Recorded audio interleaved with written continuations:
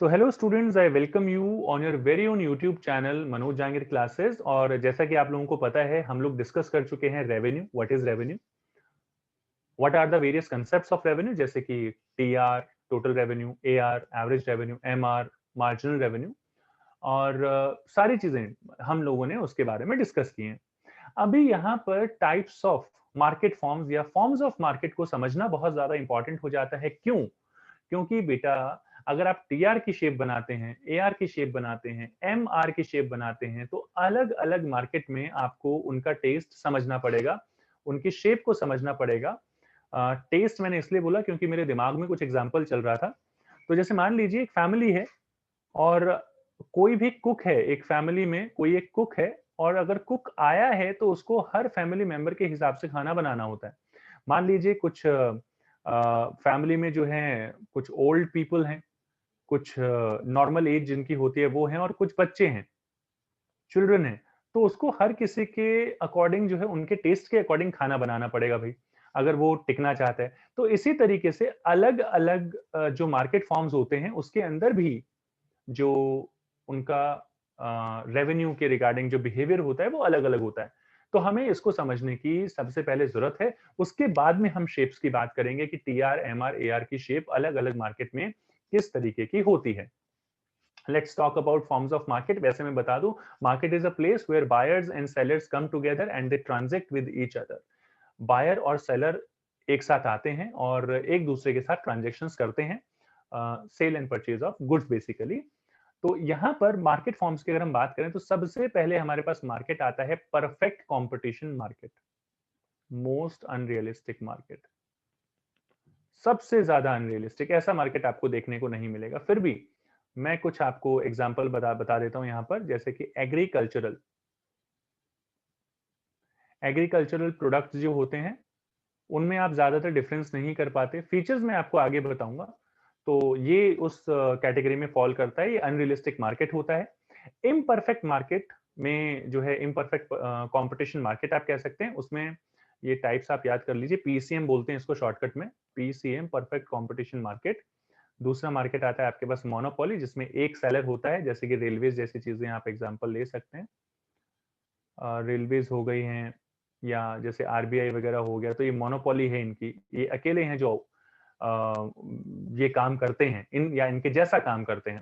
Third market is monopolistic market, which is the most realistic market. सबसे ज्यादा realistic market अगर कोई है तो वो मोनोपोलिस्टिक मार्केट है, which is a combination of market form of one and market form of two. Perfect competition और monopoly का कॉम्बिनेशन होता है मोनोपोलिस्टिक। और फोर्थ जो मार्केट फॉर्म है वो है ओलिगोपोली। अब करंटली अगर मैं बात करूं, 2020 टू 21 के सिलेबस की मैं बात करूं, तो आपको सिर्फ परफेक्ट कंपटीशन मार्केट के बारे में बताया गया है, समझाया गया है।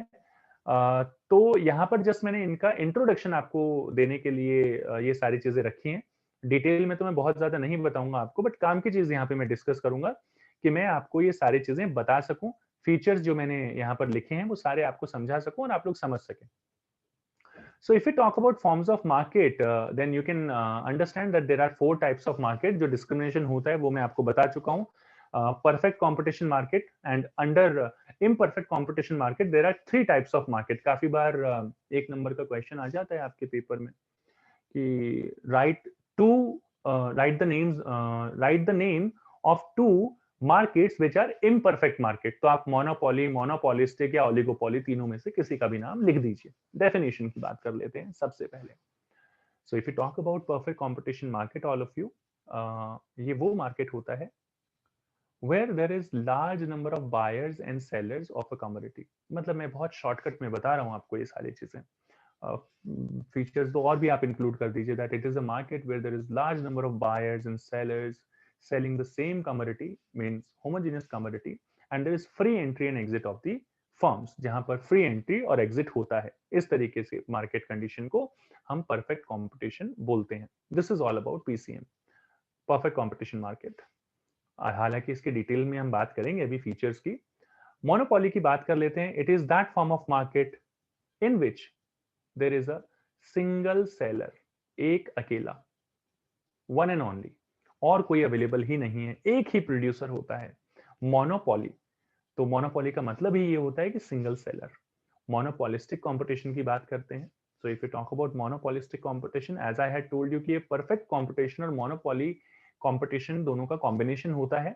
तो इसको हम डिफाइन कर सकते हैं that it is a form of market in which there are many sellers, बहुत ज्यादा होते हैं of a product, but the product of each seller is somewhat different from that of the other.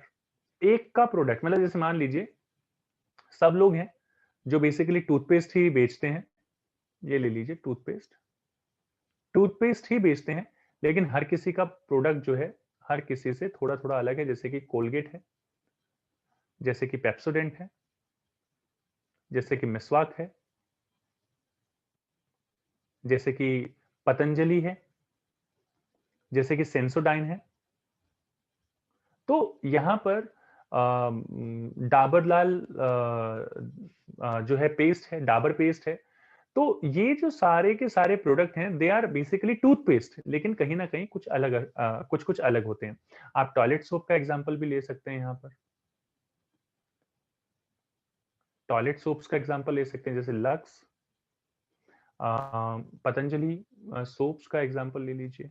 उसके अलावा आप पियर्स का example ले लीजिए, उसके अलावा मेडिमिक्स का एग्जांपल ले लीजिए, और भी काफी सारे जो ब्रीज वगैरह और भी जो भी प्रोडक्ट्स होते हैं, हमाम वगैरह और भी जो अच्छे अच्छे ब्रांड हैं, तो हैं तो टॉयलेट सोप्स ही, लेकिन हर किसी में कुछ ना कुछ फर्क होता है, डव वगैरह। तो इस तरीके से ये मार्केट फॉर्म होता है। तो मैं दोबारा से एक बार रिपीट करना चाहूंगा। It's a market, it is a form of market in which there are many sellers of the product, but the product of each seller is somewhat different from that of other. दूसरे से कुछ ना कुछ किसी न किसी हद में, किसी न किसी वे में is different basically. Let's talk about the last market form, that is oligopoly. It is a form of market where there's a few big sellers of a commodity and a large number of buyers. अब यहाँ पर बहुत कम sellers होते हैं। अब आपको ज्यादा तो ओलिगोपॉली के एग्जांपल नहीं मिलेंगे, आपको ड्यूओपॉली के एग्जांपल दिए जाते हैं। इसलिए ड्यूओपॉली जैसे जहां पर दो सेलर होते हैं, जैसे कि कोक एंड पेप्सी। अब आप देखेंगे कि कोक एंड पेप्सी जो है इंटरनेशनल जाइंट्स हैं, इंटरनेशनल मल्टीनेशनल्स हैं बेसिकली। और पेप्सी और कोक के अलावा आपको कोई तीसरा ऑप्शन जो है वो यहाँ पर दिखाई नहीं देता है। अगर आप मुझे बोलेंगे लिम्का, आप मुझे बोलेंगे स्प्राइट वगैरह, तो for your kind information Mirinda, Fanta, Limca, ये सारे के सारे इन्हीं के ही सब ब्रांड हैं। तो बेसिकली दो बड़े बड़े प्रोड्यूसर्स यहाँ पर हैं, Coke and Pepsi.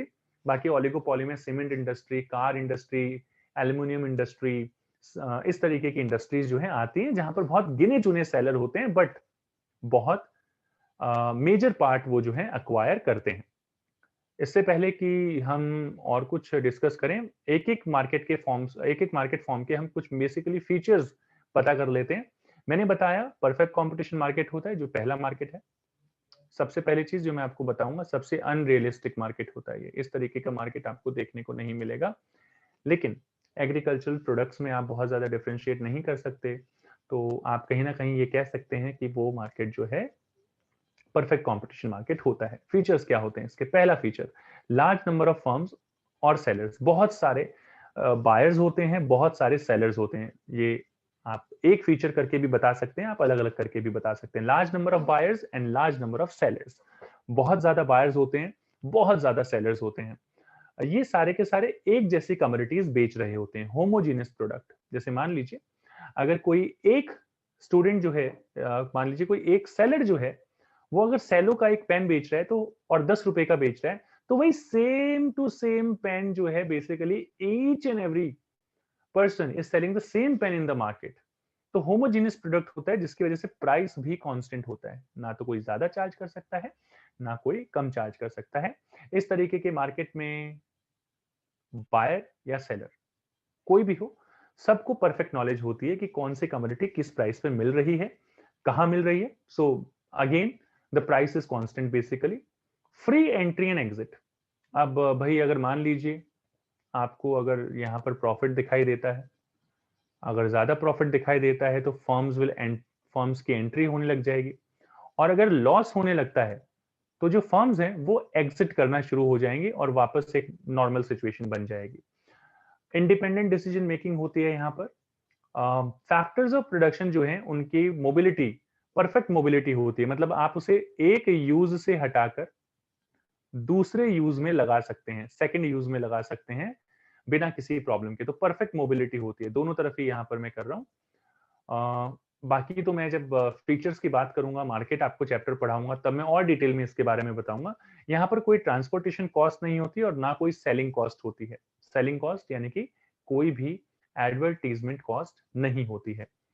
I'm just telling you right now the features, the basic features of each and every market. बहुत ज्यादा डिटेल्स में नहीं जा रहा हूं मैं। The another market, which is the second market, आप कह सकते हैं, this is monopoly competition. monopoly competition, monopoly competition जो है कुछ हद तक एक मतलब आप ये कह सकते हैं कि कहीं ना कहीं देखने को मिलता है, जैसे कि मैंने आपको रेलवेज, आरबीआई वगैरह का एग्जांपल दिया। तो they are the single person, single institution which is controlling basically the entire banking system। अगर आरबीआई की बात करूं, रेलवेज की बात करूं, रेलवेज में फिर भी आजकल तेजस ऐसी ट्रेन आने लग गई हैं, लेकिन फिर भी सेलर एक ही सेलर है and large number of buyers. पता नहीं कितने लोग रेलवे से ट्रेवल करते हैं। ये एक आपको एग्जांपल दिया है कि आप रिलेट कर पाए। रिस्ट्रिक्शंस होती हैं एंट्री पे, कोई भी नई फर्म नहीं आ सकती। पीछे मैंने आपको बताया था फ्री एंट्री एंड एग्जिट, यहाँ पर कोई भी नहीं आ सकता। क्यों नहीं आ सकता? बिकॉज यहाँ पर भाई ह्यूज एस्टेब्लिशमेंट कॉस्ट होती है। आप अपने ह्यूज एस्टेब्लिशमेंट कॉस्ट, आप अपनी खुद की जब ट्रैक्स, जो रेलवे ट्रैक्स जो होते हैं वो भी बिछाने लगेंगे, तो मेरे ख्याल से बहुत कुछ बिक जाएगा। बहुत ज्यादा इन्वेस्टमेंट की रिक्वायरमेंट होती है। ह्यूज एस्टेब्लिशमेंट कॉस्ट की वजह से ऐसा नहीं होता। वैसे आ भी नहीं सकता कोई, रीजन मैंने आपको दे दिया है। कोई क्लोज सब्स्टिट्यूट नहीं होता, रेलवे का कोई क्लोज सब्स्टिट्यूट नहीं है। रेलवे पसंद नहीं है तो कहीं और किसी और मींस ऑफ ट्रांसपोर्ट से आप जाइए। रेलवेज का कोई सब्स्टिट्यूशन आपके पास अवेलेबल नहीं है कि आपकी खुद की कोई ट्रेन चल रही हो, नॉट पॉसिबल।